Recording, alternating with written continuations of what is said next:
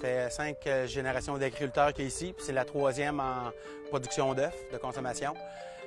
Moi, c'est mon grand-père qui a parti ça en 1949, qui a bâti un petit poulailler avec 3000 poules pondeuses. Puis en 64, il a bâti son poulailler ici de 10 000 poules pondeuses. On fait ça. Après ça, mon grand-père, lui, il a vendu à mon père en 81. Puis mon père a pris ça, lui, jusqu'en 2000, que moi, j'ai racheté de mon père. Mais mon père travaille encore avec moi. Présentement, on a 28 000. Je m'appelle Sylvain Lapierre. Je suis producteur d'œufs de consommation pour l'entreprise Donald Lapierre Incorporée avec mon père Donald. Et on est à Saint-Gervais-de-Bellechasse. Ici, les œufs arrivent sur un convoyeur et ils se répartissent dans 6 petits compartiments. Quand il y a un œuf dans chacun, la machine elle avance d'un coup. Donc, tous les œufs s'en viennent et puis ils viennent se mettre dans les alvéoles qui passent en dessous puis qui s'en viennent ici dans la pileuse qui va les mettre en pile de 6 pour les envoyer sur ma palette pour pouvoir mettre les œufs en pile de 180 œufs. Quand les œufs sont ramassés, on les envoie dans la chambre froide jusqu'à temps que le camion vienne les chercher. Ensuite, le camion il vient et il les amène jusqu'au poste de classification.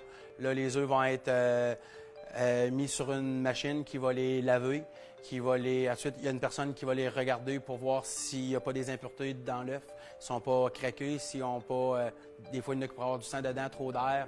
Puis ensuite, ils sont classés par pesanteur, comme qu'on retrouve dans les épiceries, les extra gros, les moyens. C'est selon le poids de l'œuf. Tous les œufs au Québec sont ramassés pas mal toutes 2 fois par semaine. Et un œuf va se retrouver sur les tablettes environ entre 3 et 7 jours après qu'il ait été pondu. Il y en a plusieurs qui pensent que l'œuf brun est un petit peu meilleur pour la santé du fait qu'il est plus cher, mais souvent on l'associe au pain brun, pain blanc, mais c'est la même valeur nutritive à l'intérieur, que ce soit un œuf blanc ou un œuf brun. Il est plus dispendieux quand on l'achète parce que la poule brune est plus grosse et elle consomme un petit peu plus pour produire le même œuf.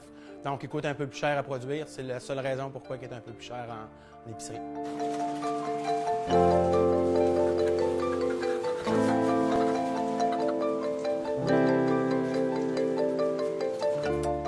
La pratique agro-environnementale qui est importante ici, c'est le séchage du fumier.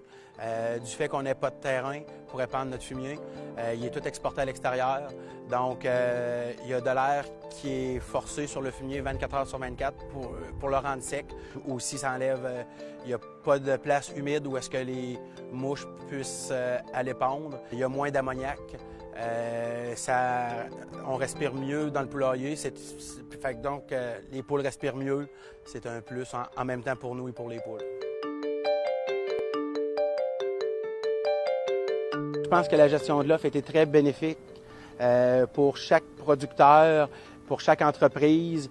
Ça l'a aidé à développer, à toujours être au-devant des technologies, de pouvoir s'accaparer les technologies qui viennent d'arriver sur le marché sans avoir peur d'investir, sans savoir comment que la production va être dans 2-3 ans. C'est beaucoup plus motivant pour pouvoir investir en sachant qu'on va avoir un revenu qui va pouvoir nous aider à payer nos investissements et qu'on va avoir un juste retour sur nos investissements. Moi, j'ai un petit garçon de 2 ans et une petite fille d'1 an. Maintenant, c'est pas tout de suite, mais ils viennent chaque matin, ils viennent au poulailler. Puis ma petite fille d'1 an, là, ça fait à peu près 3 semaines que je peux dire qu'elle vient tous les jours. Quand on dit « tu viens-tu au poulailler », là, les grands signes de oui, là, puis chapeau, manteau, bien prête, puis on y va. Parce que moi aussi, dans le fond, j'ai grandi sur la ferme, puis je me souviens qu'au début, je voulais toujours être là, toujours aider. Je veux leur montrer la passion, c'est une belle production qui est le fun. J'ai aimé ça, faire ça, puis je veux que mes jeunes, s'ils ont l'opportunité, je veux pouvoir leur donner l'opportunité. Ils décideront après qu'est-ce qu'ils veulent faire, là.